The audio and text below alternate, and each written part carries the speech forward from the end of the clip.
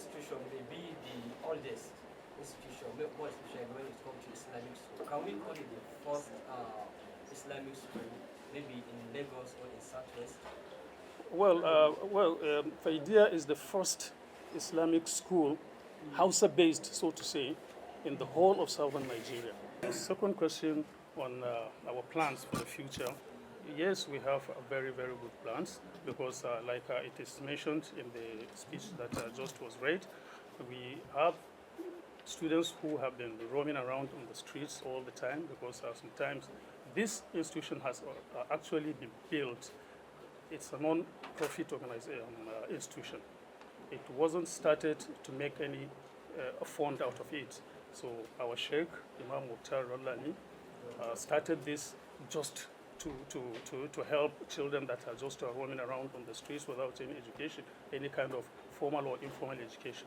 So we got this school rolling with the plan of seeing that in the future we will build an institution that will not only teach Islamic and Arabic studies, but with the current situation in the country, we also plan to be bringing in teachers who can, because a lot of children will not be able to be going to the schools due to the school fees and things like that. So we still want them to get the formal education.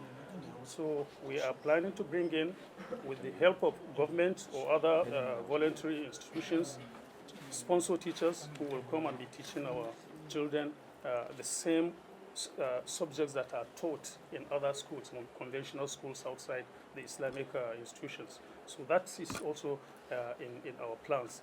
We will make sure that, inshallah, Alfaidiyya will not only become an Islamic and Arabic academy, it will also be just an academy for all kinds of subjects, for all fields, sciences, arts, and all.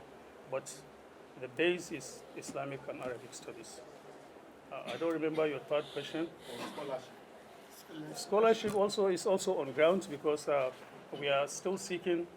First, we start from individuals who are well-to-do. That we are having some personal scholarships on ground now. That some people will just come to the school, look for how many students are not being able to pay their school fees in time, and they will assist them in saying that, okay, I will take care of 10 students, I will take care of 5 students. So that kind of personal scholarship is there.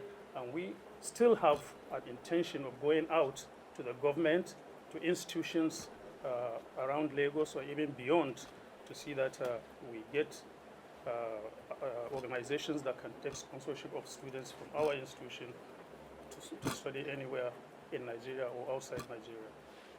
I think the last one was about clarity about the emir. Yeah, well, you know, the emir of Kano is a subject of Kano State institution, and the Kano State government recognized an emir. So if we are going to do anything with an emir from Kano, we will go to the government house, and the government recognized emir is who we will take as official. So that is why we take a Kano State. Are you okay? So I just have one more last question.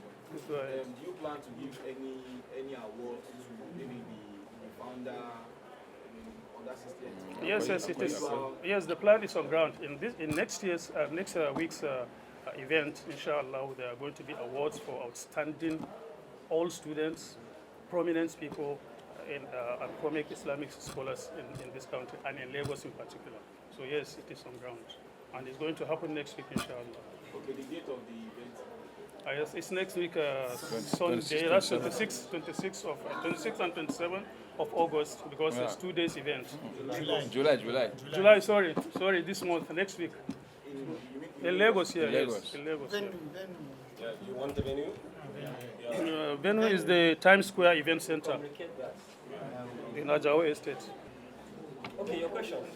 All right, thank you. Congratulations once again. Thank you. While we did the speech, you mentioned some prominent governors that you attended. Right. And you confirmed that you attended. That's one. So, second question is, aside the 120 graduates that mastered the Quran, is there any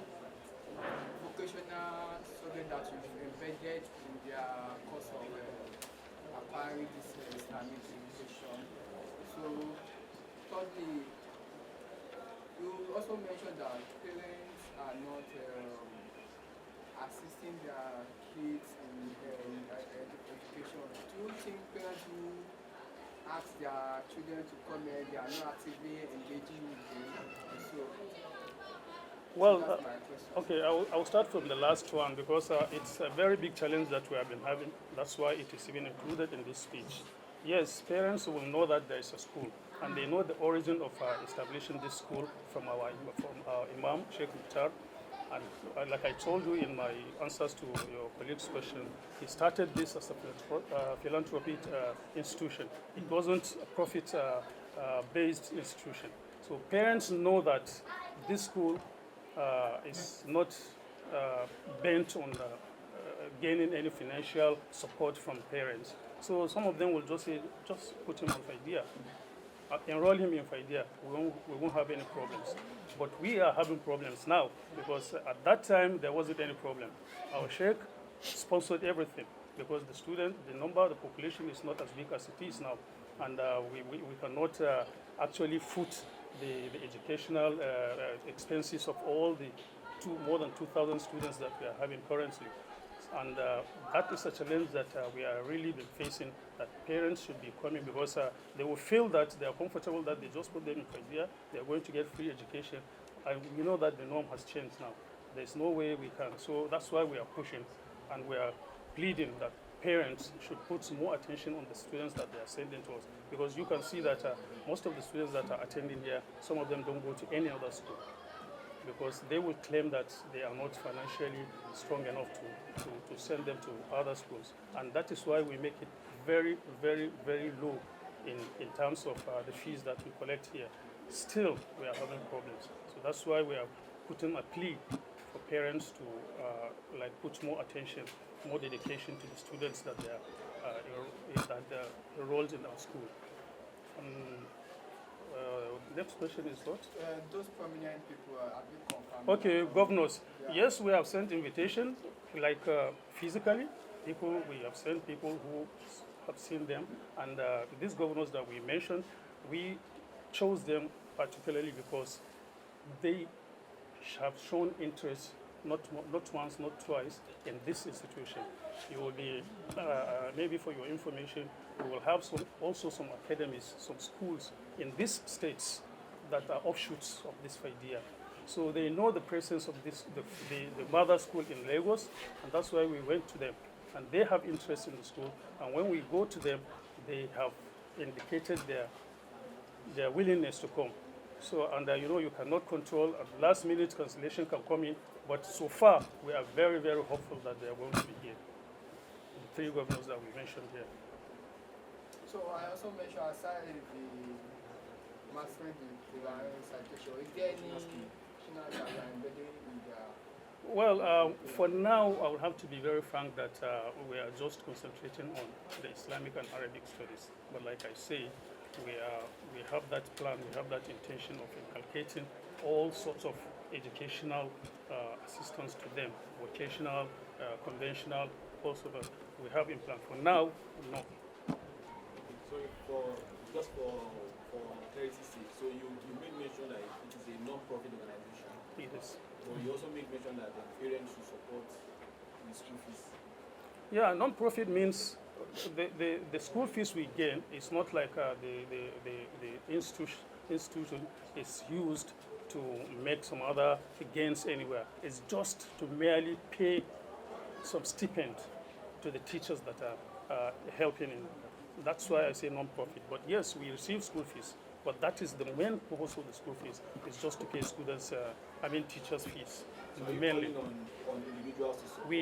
We are always calling on individuals to please look at Alfaidiyya, and because there are so many things, like mentioned in the speech, even the benches, the blackboards, the chairs, and other facilities that the school needs, we are still lacking because, like you mentioned, it's non-profit. We are not making more money that we can reserve for all this. So we call out on individuals, rich government employees to please come to Alfaidiyya's put Alfaidiyya in their own limelight and see that they do something to Alfaidiyya.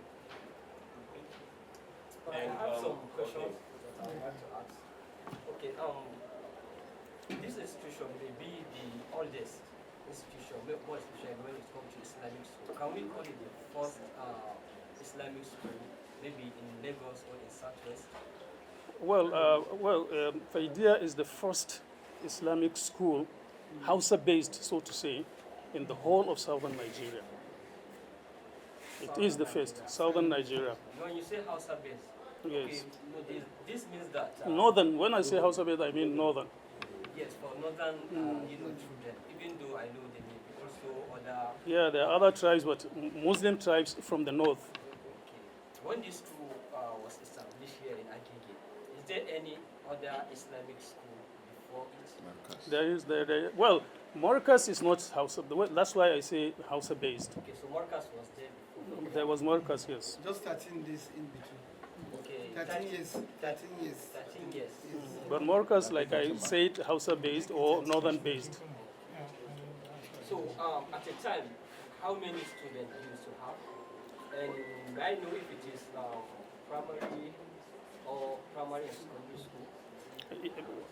As of now or then?